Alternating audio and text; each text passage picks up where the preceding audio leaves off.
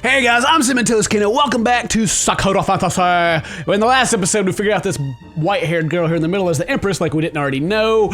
And we did some peeping around and saw some gals, and then the star fell and the monsters are everywhere. They're trying to decide on who to send because the queen wants to send people. And we already know, because we know how anime stories work, that they're going to send me. And maybe somebody else, maybe. But they're going to send me for sure. So anyway. Let us begin. The deathly silence, because she just said that she wanted to do it. And they're like, what? What you're requesting is absolutely foolish. I agree, the star landed somewhere out in the mires, perhaps beyond it. And you're asking us to send a group of our best in there to die? You haven't even explained what is so important about this. Not a single voice in the chamber offers any support for Ardenia's request. I could tell she's trying to restrain her emotion, but it's starting to show. I just overheard that you had sent scouting parties into the mires. How exactly is my request unreasonable? We debated for weeks before we decided to send them. And now they're all dead. Anyone else we send would meet the same fate. Ardenia, has your age finally gotten to you? We understand that this is why you no longer participate in debate. Your mind... Before he can finish, I can feel the council chamber rumbling. Where did that come from? I rub my eyes and look again. Ooh, it's coming from Ardina. I've been calling her Ardenia, but it looks like it's Ardina. She mad now. Shoot. That empty, vacant look is completely gone from her face. It's replaced with seething anger. Ghostly, ethereal light pours from her, filling the entire chamber. It burns around her an aura, crackling in otherworldly power. Her power is actually causing the very building to shake around her. How's this possible? Before I thought she didn't express emotion at all. Cowering in their seats, the councilmen try to shield their eyes from the light. No one dares to say a word to the enraged Empress, simply staring at her in awe. The main speaker of the council backs off from her, step by step. Empress, what has possessed you? Empress, please stop! You're going to tear these chambers apart! Among the chaos, I can clearly hear Ardina. Her voice is powerful, yet quivering with emotion. It drowns out all the other voices. It is as if the entire world has gone silent, just to hear what she has to say. And I got crap over my glasses. I got dog hair. We gave the dogs a bath this morning. And then you have to dry them, and dog hair just goes everywhere. It's fantastic. Let's see. This is our powerful voice, right? What should it be? It can't be like this. First you openly deny your Empress. Then you have the gall to accuse me of being unfit to take an interest in the affairs of my own empire. Every single one... I should give her a monster voice. Every single one of my requests through the last decade have been openly denied by all of you. They're openly denied her for this long? She really was just a figurehead then. But this time you will not be denying anything. I am your Empress, and it's time I remind you of your place. I am older than all of you combined, and I have seen thousands of battles, millions of death, and know more about loss than you could ever hope to imagine. So do not even dare suggest I am unfit to be your leader. I am not of sound mind. None of you, for all of your age and experience, could ever understand what that star means. The speaker tries his best to calm her down. Empress, please calm down. Just tell us what the star means so we can understand. We don't mean any harm by this statement either. We were just... Concerned for me? Or are you simply concerned with not having your way this time?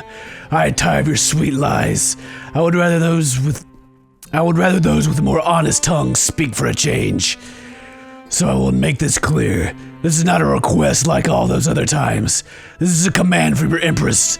Find me a group of warriors willing to brave the mires. The best group you can spare. Otherwise, I'm going to be looking for a new group of councilmen. You have all grown complacent with your position. Remember that I am your Empress for eternity. Ooh. After that, her light fades and she returns to her normal appearance. She nearly burned my eyes out with that. Finished with her speech, Ardenia turns back to the council. She takes a moment to look at me before she's gone again. Did I just see the Empress of Legends? The one who glowed with light and banished the darkness with her footsteps. When I look back at the council, all of them look terrified. Well, we do have further items we need to discuss. How exactly do you think we should respond to the Empress's insistence? I think it would be best to hear out this one time. Although I'm normally the voice of cynicism in this room, that is understandable. We all agree on the Empress's proposal. Is that right? All of them voice their... I like how they still word it like it's their choice. Empress is gonna come in here and burn them all to death.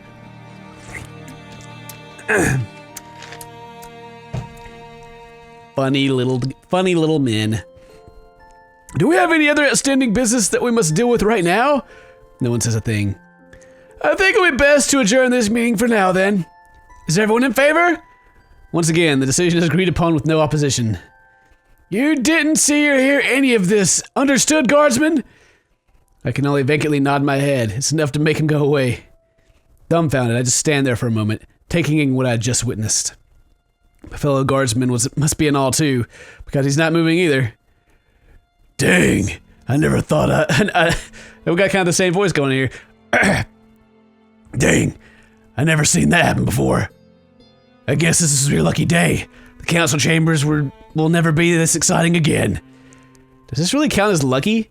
She could have caused the chamber to collapse on us. Perhaps.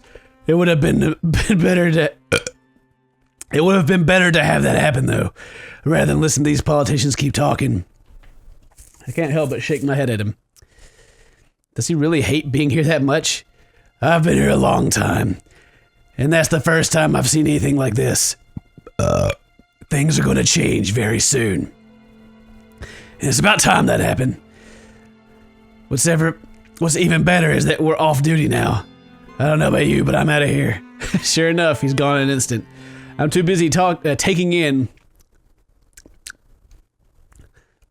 I feel like I can't read, ever. I'm too busy taking in what I saw to really care, though.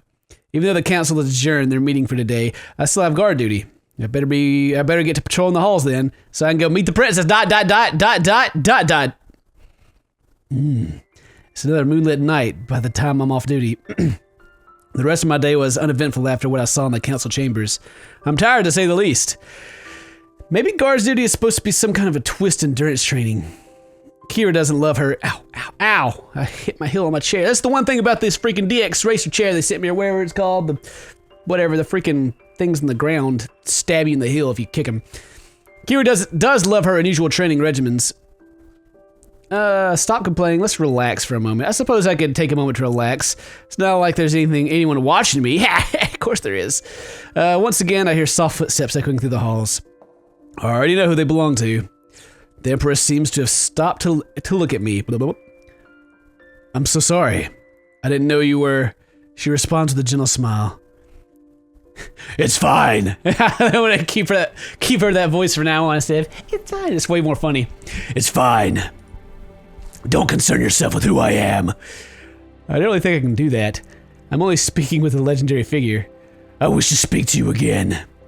If my Empress commands it, I will. Then let us speak. She wanders over. Swear to me. She wanders over to one of the many windows in the hallway, leaning on its sill. The light of the moonlight illuminates her face, making her seem even more ghostly. In the moonlight, her otherworldly beauty becomes more prominent. A star has fallen from the heavens. The impossible has happened. No, it was always possible. It was only a matter of when it would happen. But how did you know it was possible? Because someone promised me that it would. Someone promised her? Who might that be, my Empress? Who promised you? Someone did. There's no answer to be had here. What does the star mean then? Is it as the doomsayers speak in the streets? Is it a herald of the end? I'm afraid that star's significance would be lost on anyone in this age. Again, she refuses to explain anything. Why can't you tell anyone what that star means to you? Because they were not there. Weren't there? Weren't where? Empress, what are you talking about? I'm afraid I cannot make you understand either. Well, you aren't trying. If you told us, we would understand, but you have to be all secretive and bullcrap, whatever. There is not anyone else alive who remembers him. Ooh, him? Who could she be talking about? I am the only one left. I wish you could have been there too. I know the light that once shone on us. To know the light that once shone on us. There was no need for an empress or an empire then. But look at the world that we live in. Shut up. Despite how powerful she looks in the council chamber, she now looks very tired. They have believed me to become lost. That is not entirely untrue. I've been waiting for a long time for the star to fall. Now that it has, I think I can find my way again. I see something very human in her face for the first time. The Empress had made herself vulnerable, just for a moment. I can tell you one thing about the star. I see a doggy outside. It means change. Great change. Is it for the better or for worse, though?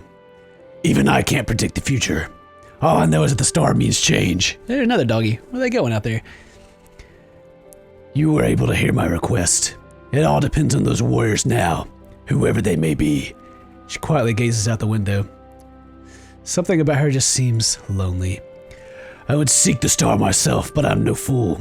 If I were to die, what would become of the capital? You have seen those men bicker among themselves. To leave what little we have left in their hands alone, we would be undone. The people need their empress in these times more than ever. Why do you keep them there then? Why not get rid of them?